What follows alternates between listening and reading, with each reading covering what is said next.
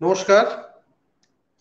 আজকে অংশুমালী আয়োজিত সেতু সঞ্চার শুরু করতে একটু দেরি হলো, কারণ আজকে আমার অতিথি একজন বিশিষ্ট তরুণ কবি। তিনি নিজে ডাক্তার, ডক্টর সাজ্জাদ সাইফ। তো ডাক্তার হওয়ার সুবাদে তার একটি কাজ পড়ে গেছিল, ফলত আজকের এই যে করোনাকালীন পরিস্থিতিতে ডাক্তারবাবুদের জন্য আমরা একটু ধৈর্য ধরতেই পারি। তো যাই হোক, ডাক্তার সাজ্জাদ এসছেন এবং আমরা অনুষ্ঠান এখন শুরু করছি। সাজ্জাদ, জি। স্বাগত। কেমন আছো? জি, ভালো দাদা। ভালো আছেন আপনি? হ্যাঁ, হ্যাঁ, হ্যাঁ, আমি আমি আপাতত ঠিক আছি। জি। আমরা আমাদের অনুষ্ঠান শুরু করি, ঠিক আছে?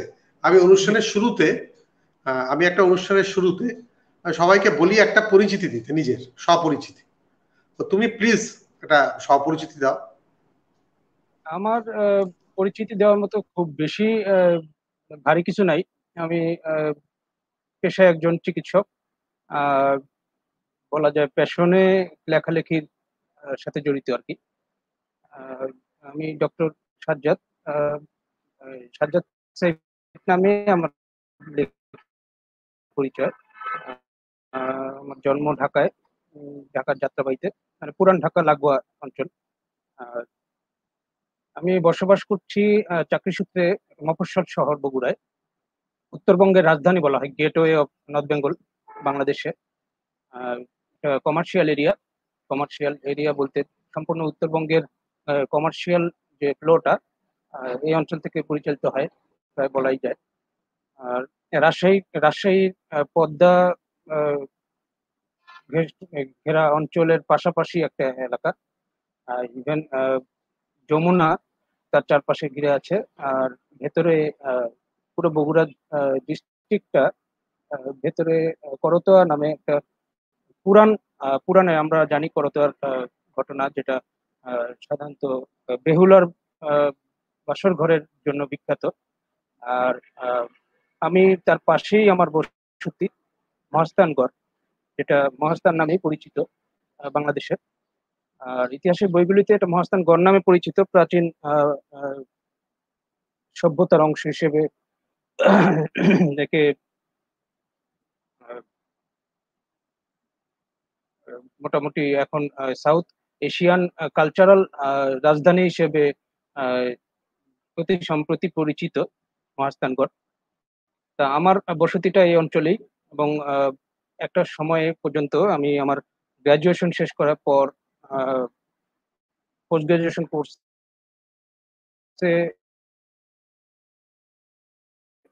ঢোকার পরও ঢাকুরি, কারণ একটা লিভিং কমফোর্ট জড়িত এখানে, প্লাস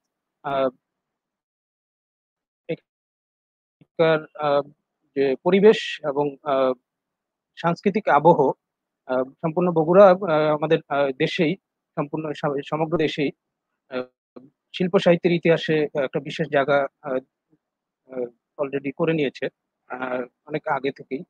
বিশেষ করে 60-এর দশক থেকে আমরা মহাদেব সাহা, আমরা ডক্টর মোহাম্মদ শহীদুল্লাহ, এদের টাচ পাওয়া একটা বরেন্দ্র নগরী আর কি। বরেন্দ্র নগরী এই অঞ্চলের ইতিহাসের সাথে জড়িত। তো শেষ পর্যন্ত এখানেই আমার সংসার জীবন, পেশা জীবন সেটেল ডাউন করা আর কি।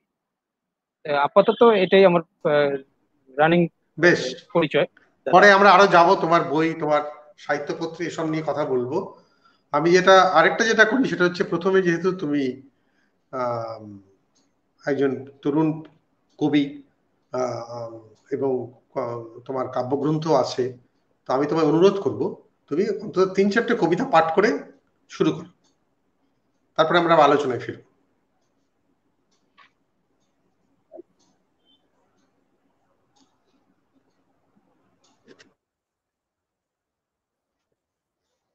জি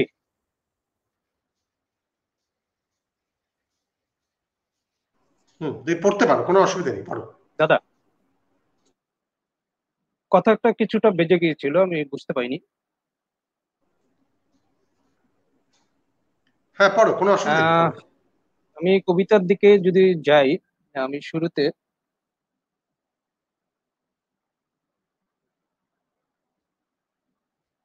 আমার লেটেস্ট একটা বই, যেটা বহুদিন ব্যাকফুটে এসে থেকে আমি একটা কবিতা দিয়ে শুরু করছি। কবিতাটা ছোট এবং চিরল দুপুরে, কবিতার নাম চিরল দুপুরে। আহ ঝরা পাতা ঝিল নিয়ে চিরল দুপুরে, অচির আলোর রোদে দিঘির কিনারে, ফুটে রয় বুনো ফুল, নীল তার খোপা, পরনে কুয়াশা দিয়ে মহাকাশ লেপা। কিছুটা পেয়েছি দেখা, ভয়ে কাপা স্বর বিঁধেছে দ্বিতল বুকে চাঁদনি।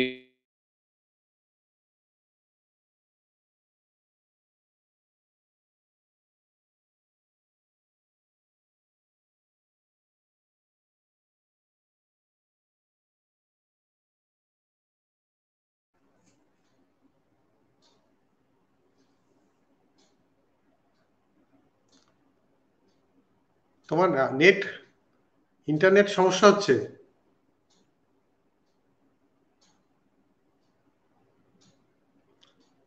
হ্যাঁ, শুনতে পাচ্ছ? জি দাদা, শুনতে পাচ্ছি। নেটওয়ার্ক হ্যাঁ, সম্ভবত এটা ফল আউট করছে। হ্যাঁ হ্যাঁ হ্যাঁ, ওই অংশমালী লিখছে যে আপনি আপনার বাড়ির সদস্যদের, আমাদের জোবাইন সন্ধি লিখছে, আপনি আপনার বাড়ির সদস্যদের অনুরোধ করুন তারা যেন লাইভ শেষ না হওয়া অবধি ইন্টারনেট ব্যবহার থেকে বিরত থাকে। বাড়িতে একাধিক ব্যক্তি হ্যাঁ, ইন্টারনেট ব্যবহার করার কারণে আপনার সংযোগ দুর্বল হচ্ছে। এটা একটা পসিবিলিটি জি হতে পারে। আর কেউ কি ব্যবহার করছে নেট? হ্যাঁ হ্যাঁ। সাদিয়া, সাদিয়া, এদিকে আসো।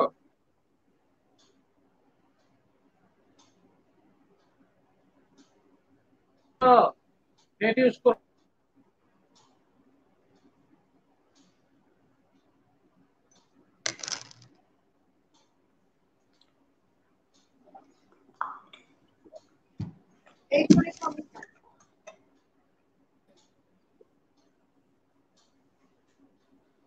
এই রুমের সমস্যাটা। হ্যাঁ, এখন তোমাকে আবার দেখতে পাচ্ছি না তো আমি।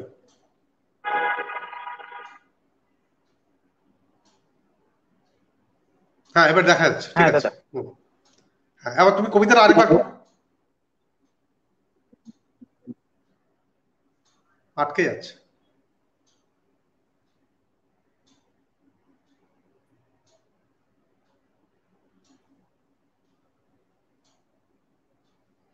বাধাপ্রাপ্ত হচ্ছে। আমার বাসায় এই মুহূর্তে কেউ নেট ইউজ করতেছে না। তাহলে ওখানে আমি নেটটাই স্লো আছে মনে হয় একবার। অন্য কোনো ডিভাইসে চালু থাকলে আটকে বোধহয় যাচ্ছে। প্রবলেম হবে না। হ্যাঁ,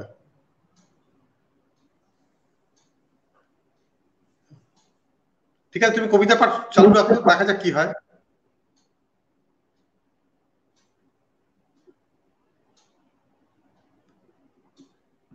এটা খুব ডিস্টার্বিং হচ্ছে। এখন আমরা দেখতে পারি দাদা, হ্যাঁ, কারণ করো। সবগুলি ডিভাইস ফ্রি। ওকে। শুনতে পাচ্ছেন দাদা? হ্যাঁ, আমি শুনতে পাচ্ছি এখন।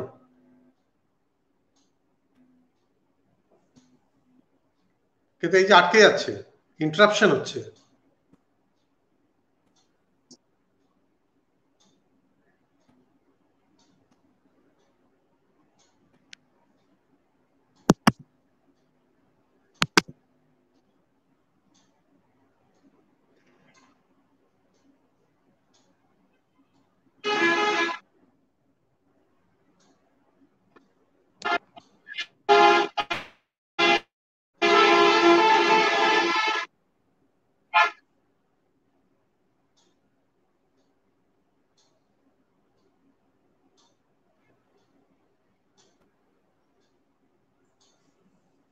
হ্যালো। একটা নেটের সমস্যা সমস্যা দেখা দিয়েছে ওই এন্ডে। হচ্ছে হ্যাঁ, মানে আটকে গেছে এবং কথা শোনা যাচ্ছে না। শুনতে সমস্যা। শুনতে সমস্যা হচ্ছে, তোমার ছবি ভেঙে যাচ্ছে, এটা আউট হয়ে গেল। আমরা চেষ্টা করছি, দর্শকবৃন্দ, সমস্যাটা যদি কাটিয়ে ওঠা যায়, দেখা যাক কি হয়। কিছুক্ষণ সময় দিন আমাদের।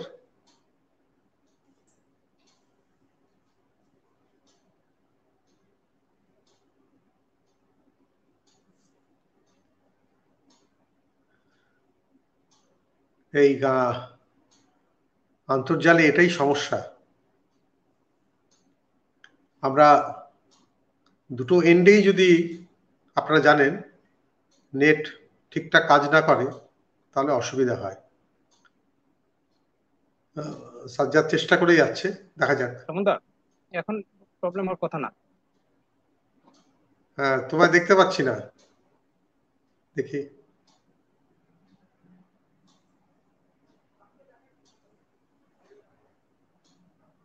এবার দেখতে পাচ্ছি।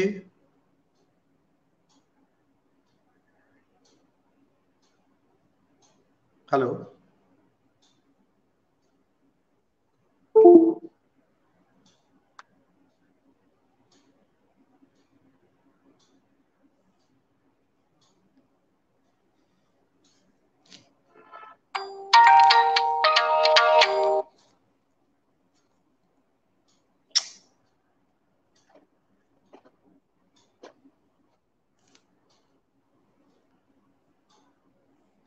হ্যাঁ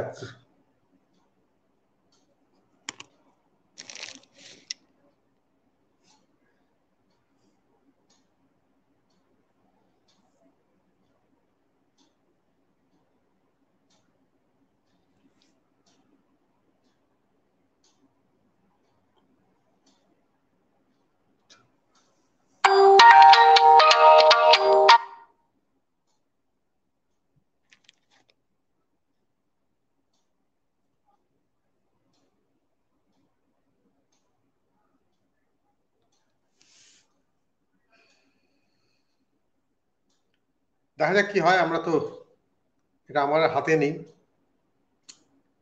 ওই এন্ডে সমস্যা হচ্ছে।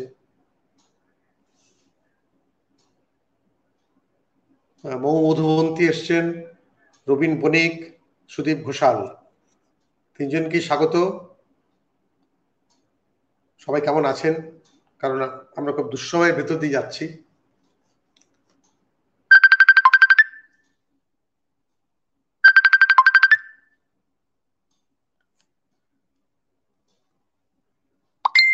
আর আজকে তো নেট বিভ্রাটে আটকে আছি। সাজ্জাদ চেষ্টা করে যাচ্ছে। Hello, hello. হ্যাঁ দাদা, শুনতে পাচ্ছি। হ্যাঁ, তুমি পড়ো তো দেখি। আমি ঠিক মানে এখনো তোমার ছবি ব্রেক করছে। শুনতে পাচ্ছি। হ্যাঁ হ্যাঁ, তোমার অ্যাকচুয়ালি যারা পরে এসছেন তাদের জানিয়ে রাখি, আমার সঙ্গে আজকে আছেন তরুণ কবি সাজ্জাদ সাইদ। তিনি নিজে একজন ডাক্তার। আজকে নেট বিভ্রাটে আমরা একটু আটকে গিয়েছি এবং আমরা কবির কবিতা শুনছিলাম। আমরা সেখানেই ফিরে যাই। তুমি কবিতা পড়ো।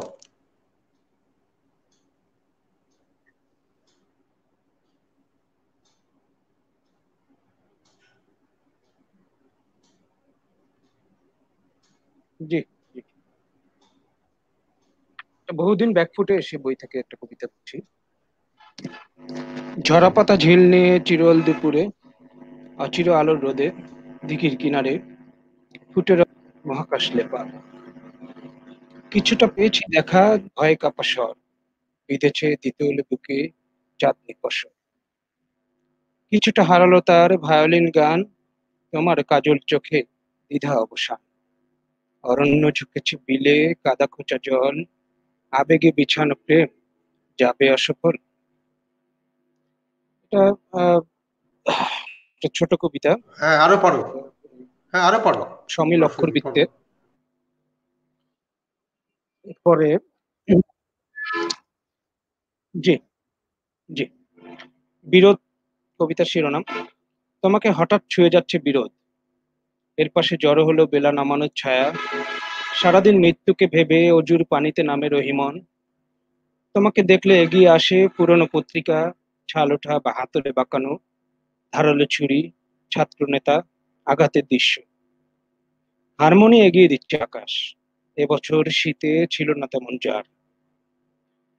গাছে গাছে বাকল ছিলেছে কারা, তোমার ছায়ার উপর চৈত্র ফাটল ছড়ানো মাটি। পৃথিবীর সমস্ত ক্ষুধাকে গর্ভে নিয়ে এ মাটি উচ্চারণ করে গান। তার গলা ভেঙে গেছে, আর তিন দিক হতে মস্করা সুরে হাসে পড়শি। এবছর নেই তিস্তা ও স্বস্তিতে, তার গায়ে প্রেম নাকি পরকীয়া আঁকা। সময়কে সময়কে বাহ। প্রেজেন্ট করার কিছু কবিতা এখানে ছিল। এখানে হ্যাঁ, আত্মজৈবনিক একটা বেশ। কবিতা পড়ছি, ঘুরি ওরার পড়ো দিকে। পড়ো পড়ো। এবার একটা ইউটার্ন নেব, একটা ঝরা পাতার গল্পে ঢুকে প্রচন্ড বর্ষা হয়ে ফিরে আসবো বন্দের মাঠে। অনেকক্ষণ ধরে তাকিয়ে থাকবো ঘুড়ি ওড়ার দিকে। ভেতরে অনেক ভিড়, এতটাই যে নিজেকে দেখতে পাচ্ছি না আজকাল।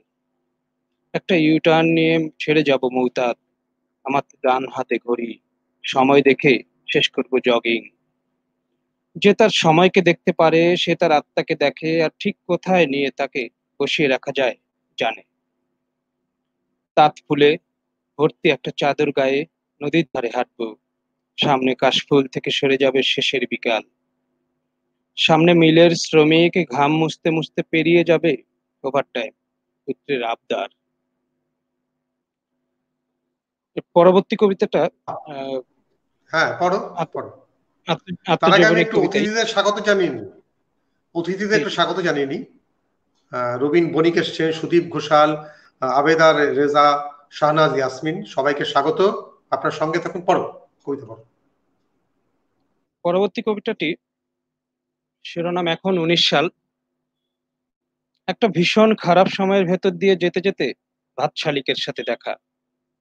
তার চোখে নাই গ্লানিবোধ কোনো, পালক বোঝাই ইশারা সবুজ। চারপাশে জ্যাম, সমস্ত রীতিকে সাইড দিয়ে দিয়ে সামনে আগায় স্মৃতি ও স্লোগান। চারপাশে হেডফোন, রক সাধে ম্যাডোনা। তাহার পাশেই বসে সুদূর প্রতিম গ্রাম, নিমেষ মাত্র হারিয়ে যাচ্ছে দূরের দৃশ্যে একা। এত সব সবুজ বিথিকা নাকি গানে গানে করে নেয় গৃহ নির্মাণ। আর ভোরের পহেলা শীষ ধরা ঠোঁট কোন দিকে যেন উড়ে চলে গেছে, ফেলে গেছে প্রমত্তা সুর। চেনো তাকে? ভালো করে নিজের দিকেই চাইনি কখনো আমি, সে কথা জানে মা। বাবাকে লুকিয়ে ঘরে ঢুকি যেন পোশাকে আটক চাপা কান্নার শব্দ না হয়, সে কথা জানে ববিতাও। যেন হুল ছেড়ে জেগেছে মৌমাছি ত্বকে, ধীর চলাফেরা, টিনিটাস কানে। এখন 19 সাল, মৃত্যু রহস্যের মতো ভারী একটা হৃদয়ে রোপিত হলো আত্মসংবরণ।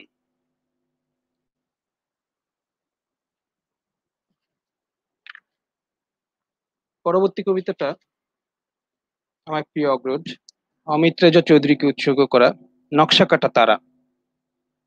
তিথি জুড়ে নকশা কাটা তারা, যেন আকাশ তাম্রলিপির খাতা। লিখে দিলাম অর্ধ সকাল তোমায়, লিখে দিলাম গোলাপ বর্ণ গান। আজকে হাতের ইকোনমি সবুজ, খাজ কাটা আর সব বিছানো মেঝে। তোমার ভিতর ঊর্ধ্বগামী ত্রিভুজ, তীর্থপলে পড়ছি তোমার লেখা। হাত এঁকেছি হাতের মুঠোয় তোরা, ফুল এঁকেছি ফুলের নামটি গাদা। মৃত্যু কেমন ছুটছে তাহার তারা, পাঁজরটি আজ শিশির শিশির চোয়া ধাঁধা।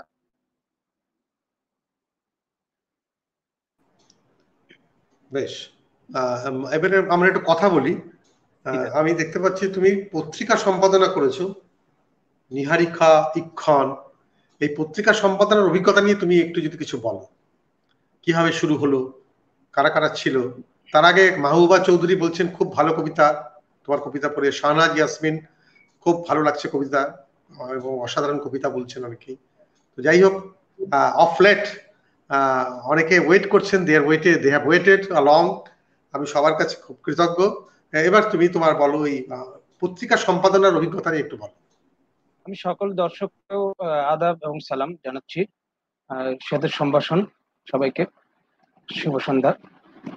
পত্রিকা সম্পাদনার যেটা প্রাথমিক স্টেজ, যেটা আমার শুরু স্কুল ম্যাগাজিন দিয়ে, সেটা সম্পূর্ণভাবে আহ, কৃতিত্ব দেব আমার সহপাঠীদেরকেও। সেই সময়টা আমি সম্ভবত পঞ্চম শ্রেণীতে পড়ি, খুব ছোট। তো সেই সময়ে তা আমার মাথায় লেখার ঝোঁকটা একটু ছিল, টুকটাক লেখার ব্যাপারটা এমন হয়ে গিয়েছিল যে আহ, আমরা ছিলাম মূলত একটা যৌথ পরিবারের সদস্য সবাই। আহ, বাড়িতে পড়ার পরিবেশ ছিল, বাবার নিজস্ব লাইব্রেরি ছিল। তো সেই দিক থেকে পড়ার ব্যাপারে আমার আগ্রহটা অন্যদের চেয়ে, আমার কাজিনদের চেয়ে, আমার সহোদরদের চেয়ে আহ, আলাদা ছিল। তাদের বিনোদনের বিভিন্ন ক্ষেত্র ছিল, খেলাধুলা। হ্যাঁ, তো সেই ক্ষেত্রে আমি বিনোদনের ব্যাপারটা করে নিয়েছিলাম আসলে বই পড়া। সেক্ষেত্রে আমি একটু আলাদা ভাবে বেঁচে ওঠা শিখছি আর কি। তো আহ, একটা সময় দেখা গেছে যে মঞ্চ নাটক হচ্ছে, আমরা কাজিনরা মিলে, আমরা বিশাল যৌথ পরিবার, জ্যাঠা জেঠিমা, আহ, কাকা, পাঁচ কাকা, এক ফুপু, এত বিশাল পরিবার, দাদা দাদি, আহ, মানে ঠাকুরদা ঠাকুরমা দুজনে বেঁচে ছিলেন তখনও। আহ, তো সব মিলিয়ে কাজিনদের সংখ্যা বেশ আট সাত বেঁধে নামার মতো একটা ক্রিকেট টিম যায়। তো সবাই মিলে আহ, তখন বিভিন্ন মুভির স্ক্রিপ্ট থেকে বিভিন্ন অংশ বাছাই করে আমরা মঞ্চনাটক করতাম, বাড়িতে উঁচু বেডকে বেদি বানিয়ে। তো সেই ক্ষেত্রে দেখা গেছে যে লেখার যে অভ্যাস, সেই অভ্যাসটা এখানে আমাকে পুশ করা হতো যে স্ক্রিপ্ট রাইটিংটা আমাকে করতে হতো। তো সেই সময় থেকে লেখার একটা অভ্যাস ছিল। তো স্কুলে সেটা আহ, নিজের আগ্রহতেই আহ, আহ, সব বন্ধু বান্ধবদেরকে একটু নক করতাম যে তোর লেখা, হাতের লেখা ভালো, তুই লিখতে পারিস। বা একটু উস্কানিমূলক কথাবার্তা লেখার ব্যাপারে, মানে এই ব্যাপারটাতে পক্ষপাত ছিল সরকার আমার। তো আহ, দেখা গেল যে এভাবে বলতে বলতে বেশ কয়েকজন ফ্রেন্ডের লেখা জড়ো হয়ে গেল। তা মা ছিলেন সরকারি চাকরিজীবী।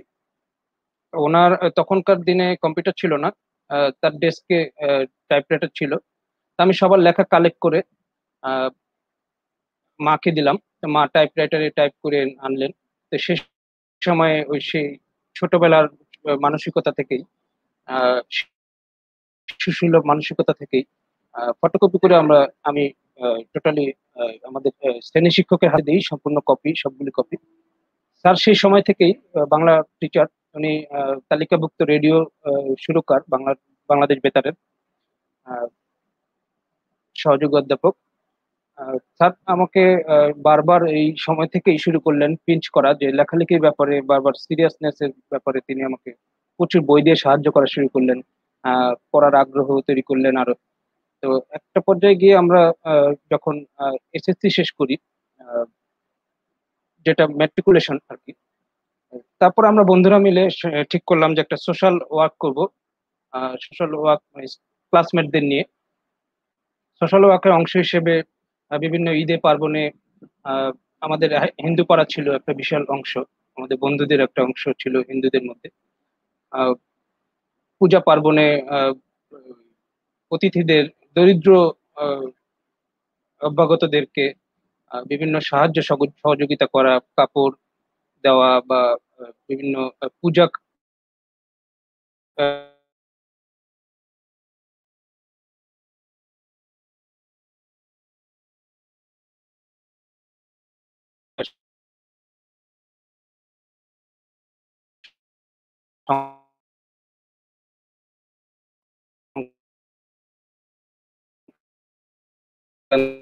সংক্রান্ত ঈদ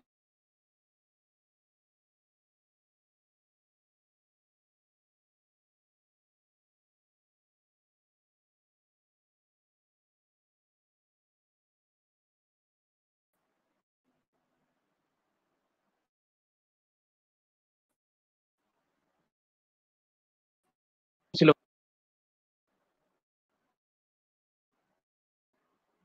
অ্যাকশনটা কিছুটা ইন্টারাপ্টেড হয়েছিল, দুঃখিত।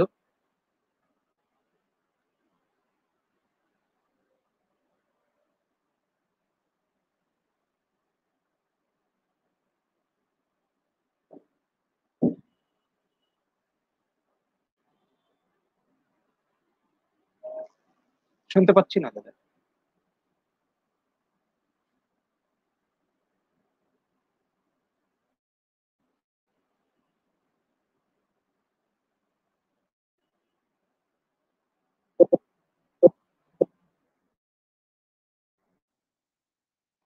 হ্যাঁ দাদা। হ্যাঁ, এবার শুনতে পাচ্ছ? দেখো, হ্যালো, হ্যালো, হ্যালো,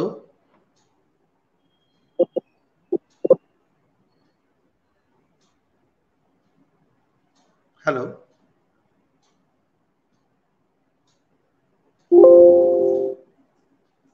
হ্যাঁ দাদা, এখন শুনতে পাচ্ছি। যেখানে বলছিলাম আমি একটু আচ্ছা, শেষ। ঠিক আছে। তো সেই সময়টাই আমরা সেই সোশ্যাল ওয়ার্কের পাশাপাশি দি ওয়ান্ডার্স সোশ্যাল ইউনিট আমরা স্টার্ট করি। কিছু কিছু কিশোর ছেলে পেলে বিভিন্ন গুণপনা আছে আর কি তাদের সবার ক্ষেত্রে। কেউ ভালো ক্রিকেটার ছিল, আমাদের ক্রিকেট টিম ছিল, আমরা স্কুল ক্রিকেট খেলছি, আহ, জাতীয় স্কুল ক্রিকেটে অংশগ্রহণ করছি। তো সেই সময়টা খেলাধুলার পাশাপাশি সোশ্যাল ওয়ার্কের দিকে আমরা একটু অগ্রসর হই। তো সেই সংগঠনের একটা বার্ষিক আহ, রম্য পত্রিকা করার চিন্তা করি। সেটা আমরা আহ, সার্বিকভাবে পত্রিকাটা আমাদের একটা মুখপত্র হিসেবে কাজ করবে এই টার্গেটে। তো সেটাই নিহারিকা, আমার প্রথম সম্পাদিত আহ, আহ, রম্য পত্রিকা। বেশ। আহ, আর ইক্ষণ? ইক্ষণ ইক্ষণ? আমাকে করতে হয়েছে। ইক্ষণ আমি যখন মেডিকেল কলেজে চলে আসি, বগুড়া জেলায়, বগুড়া মেডিকেল কলেজে। তো এখানে এসে আমি জড়িত হই বগুড়ার লেখক চক্রের সাথে। লেখক চক্র একটি ঐতিহ্যবাহী, বাংলাদেশে একটি ঐতিহ্যবাহী সাহিত্য সংগঠন, সাংস্কৃতিক সংগঠন। তো এখানে একটু উল্লেখ করি যে এখান থেকে পুরস্কৃত হয়েছেন অনেক গুণী ব্যক্তিত্ব। এর মধ্যে হুমায়ুন আজাদ ছিলেন, মহাদেব শাহ ছিলেন। আহ, আমরা মহাদেব শাহ নামও জানি। তো তো বেশ কিছু, নাসরিন জাহান আমাদের প্রখ্যাত গল্পকার ছিলেন। তো এই সংগঠনের সাথে আমি জড়িয়ে যাই পাখি চক্রে। তো লেখক চক্রের আসর পরিচালনা সম্পাদনার দায়িত্ব পাই একটা সময় 2006 সাথে এসে। আহ, কার্যকরী পরিষদ নির্ধারণ করলো যে আমি পত্রিকা সম্পাদনা করব। ওদের মুখপত্র ছিল ইক্ষণ। এখনো চলমান ইক্ষণের কাজ, বা লেখক চক্রের কার্যক্রম চলমান এখনো বাংলাদেশে। আহ, তারপরে দেখা গেল যে পত্রিকা সম্পাদনা করতে গিয়ে আহ, কিছু আহ, অপ্রীতিকর ব্যাপার স্যাপারে জড়িয়ে গেলেও ভালোভাবেই এবং খুব সাড়া ফেলা একটা পত্রিকা আমরা করতে পারি শেষ অবধি। আর আমার পাশে আমি পেয়েছিলাম সুকান্ত মল্লিক, বগুড়া জেলা বগুড়া লেখক চক্রের তৎকালীন সাধারণ সম্পাদক।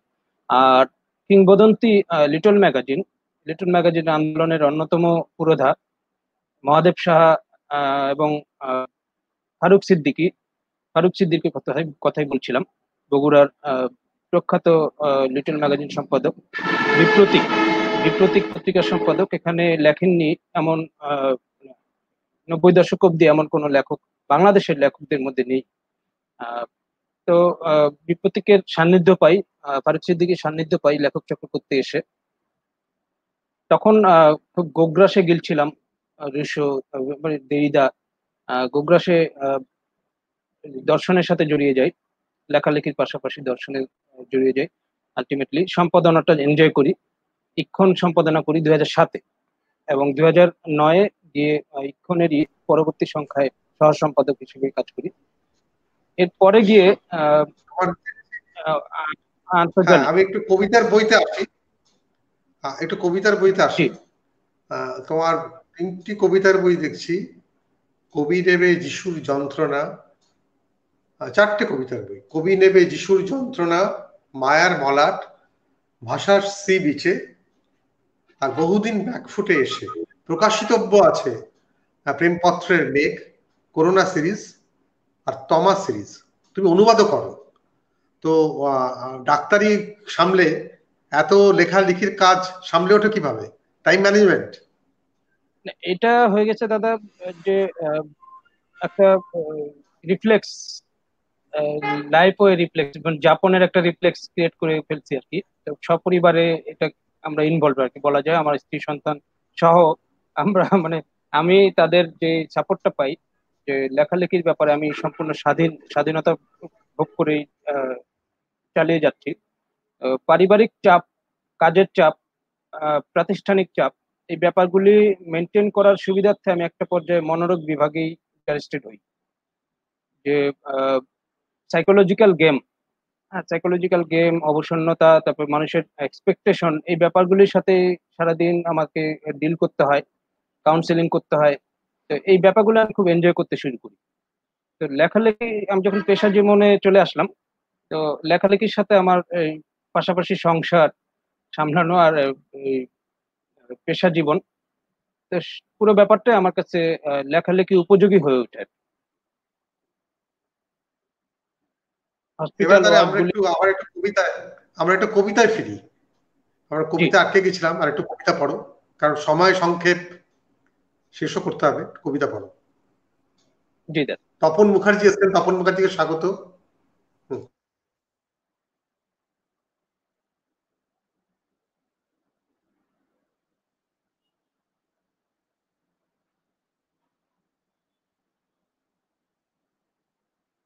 আমি এখন এই সর্বশেষ বই থেকে আমি একটা গদ্য কবিতা পড়ছি,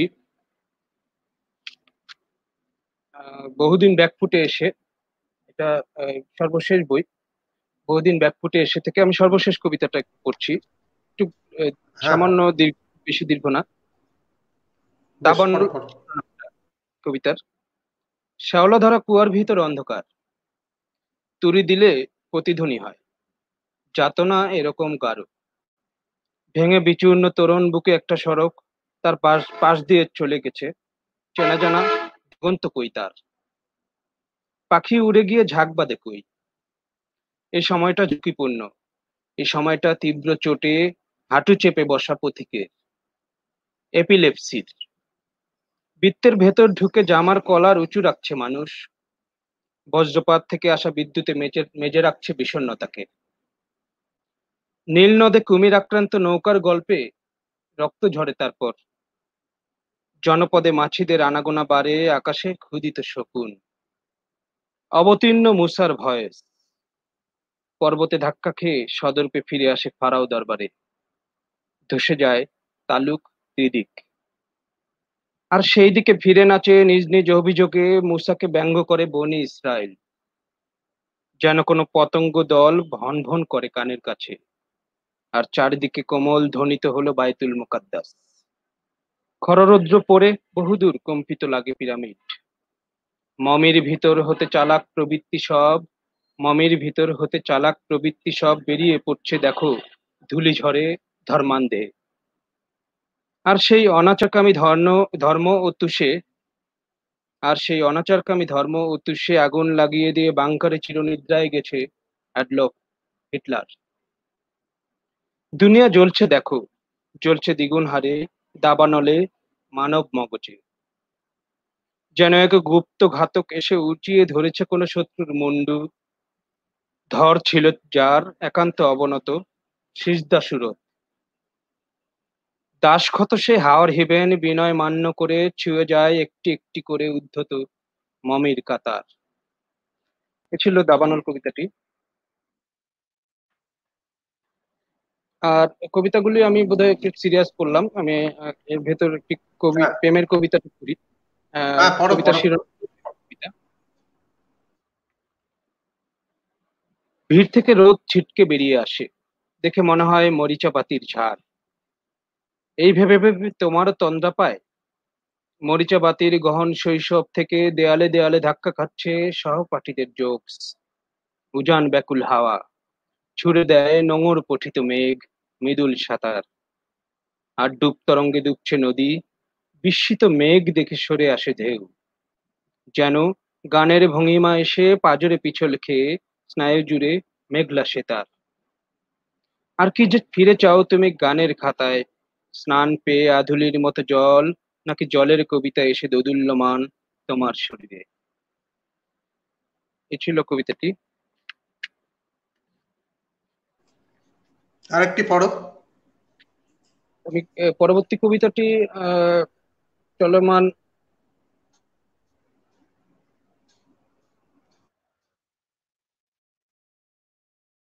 পরবর্তী কবিতাটি পড়ছি। চলমান ধর্মযুদ্ধ, ধর্মকেন্দ্রিক ধর্মকেন্দ্রিক রাজনীতিকে কটাক্ষ করেই যেটা সারা বিশ্বেই আলোচিত ইস্যু, সব ধরনের ইস্যুর পাশাপাশি ধর্ম রাজনীতি বিষয়টাকে নিয়ে কবিতাটির নাম ক্রুসেড। মানুষের স্মৃতির কাছে এসে ইতিহাস খুলে দেয় গৌরব গাথা। রাজদ্বন্দ্বের গ্লানি দিকে দিকে ধসে যায় পাথরের গম্বুজ, প্রাচীন ক্যাথিড্রাল। সময় যেন সেই বৃদ্ধ গ্যালিলিও, গৃহবন্দিত্বের দুপুর বেলায়, যার দরজায় এসে থামে পদাতিক সৈন্য। এত এত সব আটকে ওঠার ভেতর মানুষের ফিসফিসানিটুকুও লটকে থাকছে গাছে, ফুলের কার্পাসে। বিভীষিকা তবে এক জ্বর, হাম নিঃশ্বাস ফুলে ফুলে উঠে শিশুদের ফুসফুসে। কোনো এক দেয়ালের কোণে পাথরকুচির মতো সংকীর্ণ জন্মের মধ্য দিয়ে উকি দিয়ে আছে যে অন্ধকার, তারই নাম মানবতা নাকি?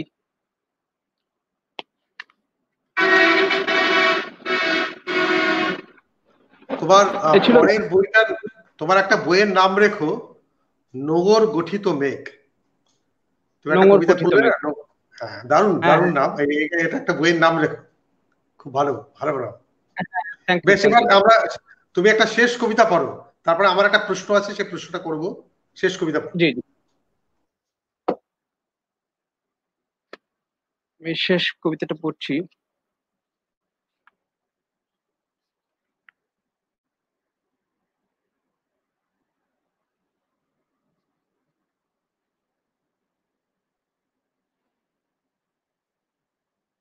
শেষ কবিতাটা পড়ছি আমার ছোট বাবা, ওর জন্মদিন স্বপ্ন, সাদিক সরকার স্বপ্ন, ওর জন্যই পড়ছি। জন্মদিনের বাহ। কবিতা। এই জন্ম ও জন্ম বিজারক রাত্রি টেনে ধরে আছে শেষতম তারা থেকে। ঢেউ খুলে দেখে নিল কেউ দেউরি নদীর। এরকম কোন এক রাতে মাকে ডেকেছিল হাওয়া নিরক্ষর। পণ করে যেন পণ করে যেন খামছে ধরেছি আমি জরায়ু ধমনী মায়ের। এই জন্ম ও জন্ম বিধৌত স্বপ্নকে দেখে হৃদয়ে চেয়ার পেতে বসতে দিয়েছেন বাবা। আমি নির্বোধ, যেন কোনো ঝড়ে বিষুব তলায় জমেছে আয়ুতে মেঘ। বাবা ডাকছেন জন্মকে একটি একটি করে মেমোরি বুঝিয়ে দিয়ে। বাবা ডাকছেন বুকের ভিতর হতে আলপথ ছুঁড়ে এই দিকটায় আমি। এই ত্রিদিক মেঘের ভিতর মাকে দেখি নাই হাস্যোজ্জ্বল, দেখি নাই কতকাল। শেষ। এই শেষ কবিতা ছিল। হ্যাঁ, আমরা বেশ, আলোচনায় যেতে। আমি সবাইকে একটা প্রশ্ন করি সাজ্জাদ, যে ধরো জি, তোমাকে কোনো কারণে নির্বাসনে পাঠানো হলো, তো তুমি, এবং বলা হবে যে তুমি শুধু 3টে বই নিতে পারবে, জি। আর কিছু না, তো তুমি কোন 3টে বই নেবে? আমি প্রথমেই নেব রবীন্দ্রনাথের গল্পগুচ্ছ, আহ, বেশ। উৎপল কুমার উৎপল কুমার বসুর রচনা সমগ্র, কবিতা সমগ্র, আর সাথে সোনালী কাবিন গ্রেট, দারুণ। তার কবিতা। আমরা দর্শক বৃন্দ, আমরা আজকে যারা আছেন আমার সঙ্গে, আজকে আমরা এক তরুণ ডাক্তার এবং তরুণ কবি, তার সঙ্গে ছিলাম সাজ্জাদ সাইফ। কিছু নেট জনিত সমস্যা, যা ওর হাতেও নেই আমার হাতেও নেই, এর জন্য কিছু বিঘ্নিত হয়েছে। তা সত্ত্বেও সাজ্জাদ অসাধারণ কবিতা পাঠ করেছে এবং আমরা কিছুটা আলোচনা করেছি। যা হয় এটা তো সাধারণভাবে বেসিক্যালি আধ ঘন্টার অনুষ্ঠান, প্রায় 40 মিনিট হয়ে গেল। আরো কথা বলা যেত, আরো অনেক কথা বলা যাবে হয়তো ভবিষ্যতে, এই আশা রেখে আজকের অনুষ্ঠানটা শেষ করব। অংশুমালীর পক্ষ থেকে সাজ্জাদ, তোমায় অনেক অনেক ধন্যবাদ সঙ্গে থাকার জন্য। চরম ব্যস্ততার মধ্যে তুমি এসেছো, আর তোমার যদি অংশুমালীকে কিছু বলার থাকে প্লিজ তুমি বলতে পারো। অংশুমালীর সমস্ত দর্শক এবং শুভানুধ্যায়ীকে সব শুভেচ্ছা। অংশুমালীকে আমি আমার হৃদয়ের একটা পার্ট হলে জানি আর কি, ফিল করি আর কি। কারণ আমরা বাংলা সাহিত্যে যে কাজগুলি সাধারণত কর্পোরেসির কারণে হোক, যেভাবেই হোক, বিভিন্ন হাউস নির্ভর হয়ে যাওয়াতে দেখা গেছে যে বাঙালি কবিতা কবিতার চর্চার ক্ষেত্রে আহ, বিভিন্ন প্রতিবন্ধক আচরণ তৈরি হয়ে গেছে হাউসগুলির উপর নির্ভরতার কারণে। সেই ক্ষেত্রে ওয়েবসাইটে বা ওয়েব লেভেলে, অনলাইন লেভেলে, ওয়েব লেভেলে সাহিত্যের কাজে যে বহুমুখিতা বহুমুখিতার স্বাক্ষর অংশমালীর পক্ষ থেকে অনেকটা ক্ষেত্রে আমি জোবাইন সন্ধিদার সাথে আহ, গল্প চলে একদিন বললাম যে অংশমালী বেশ কিছু কাজ ওয়েব জিনের পক্ষ থেকে সাহিত্যের হয়ে কিছু কাজ, উদ্যোগ আর কি বলবো, যে উদ্যোগগুলি চলমান আর কি। বেশ কিছু কাজ হয়ে গেছে যে ওয়েব জিনগুলির জন্য পায়োনিয়ার কাজ। অংশমালীর বেশ কিছু কাজ ওয়েবসাইটে ওয়েব সাহিত্যের জন্য কিছু পায়োনিয়ার হয়ে গেছে। তো সেই সুবাদেই অংশমালীর জন্য আহ অনন্ত শুভকামনা। বাংলা সাহিত্যের কাজ সঠিকভাবে এবং স্বচ্ছভাবে করার, আহ, যে মিডিয়া নির্ভরতা কমিয়ে আহ, স্বতন্ত্রভাবে কাজগুলি এগিয়ে নিয়ে যাওয়া, তরুণদেরকে স্পেস দেওয়া, আহ, প্রবীণ আমাদের অগ্রজদেরকে আহ, সম্মানিত করা, এই ব্যাপারগুলি এবং লেখার যে বৈচিত্র্যগুলি, সময়ের যে স্বাক্ষরগুলি, যে প্রত্যেকটা সময় কবিদের লেখায় প্রভাব ফেলে, সময় তার নিজস্ব আহ, শক্তিতেই প্রভাব ফেলে। তো এই ধারাবাহিকতায় অংশুমালী কাজ করে যাচ্ছে, সেতু সঞ্চার কাজ করে যাচ্ছে, স্বপনদা আপনিও আছেন। তো এই কাজগুলিকে আহ, এই সময়ের সাহিত্য প্রতিবন্ধক সময়ে আমি বলবো যে মিডিয়ার দিকে তাকালে সাহিত্য প্রতিবন্ধকতাই বেশি পাওয়া যায়। তো এই সময়ে এই আহ, গুরুত্বপূর্ণ কাজগুলির জন্য সত্যি গর্ববোধ করি। জোবাইনদা জোবাইনদার আহ, তার অসুস্থতার সময় একটু উদ্বিগ্ন ছিলাম যে এই উদ্যোগগুলি ব্যাহত হবে কিনা, কারণ কাজ করা মানুষগুলি কমে যাচ্ছে ধীরে ধীরে। আহ, পার্থপ্রতিম কথা কাঞ্জিলাল মারা বলেছেন। গেলেন কিছুদিন আগে। হ্যাঁ, হ্যাঁ, তাই হয়। আমাদের সময়টা তো এরকমই, বেশ কিছু মানুষকে আমরা হারিয়েছি। যাই হোক, অনেক ধন্যবাদ তোমাকে। আমার আজকের এই অনুষ্ঠান এখন আমরা শেষ পর্যায়ে চলে এসেছি। আবার কোনো সময় দেখা হবে। আজকের মতো বিদায় নিচ্ছি। আগামী বুধবার আমার সঙ্গে থাকবেন কবি ফরিদ চিপাতুল্লাহ, তিনি একজন তরুণ কবি। আপনারা সঙ্গে থাকুন। নমস্কার।